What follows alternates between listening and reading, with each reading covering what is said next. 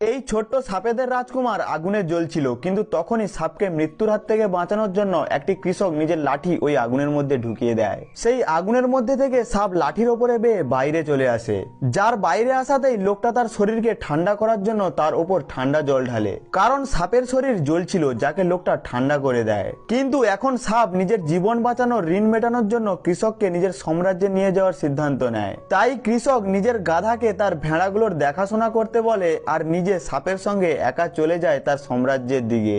এখন কয়েক ঘন্টা সফরের পরে সাপ কৃষককে একটি পাথরের কাছে নিয়ে যায় এবং ওইখানে থাকা একটি গর্তের মধ্যে ঢুকে যায়, আর কৃষককে বলে সে যেন নিজের লাঠির দ্বারা পাথরকে সরিয়ে ভেতরে চলে আসে। কৃষক সাপেদের রাজকুমারের কথা শোনে এবং পাথর সরিয়ে তার পেছনে পেছনে গর্তের মধ্যে যেতে লাগে। কিন্তু তখনই হঠাৎ সাদা আলোর চমক তার উপরে পড়ে, যা সাপের বড় মহলের কারণে ওই অন্ধকারে ভরা গর্তের মধ্যে আলো ছড়াচ্ছিল। কিন্তু তখনই নিজের সিংহাসনে বসে থাকা সাপেদের রাজা একজন মানব অনুপ্রবেশকারীকে দেখে সে রেগে গিয়ে নিজের লেজকে জোর করে মাটিতে আছড়ে দেয়, যাতে পুরো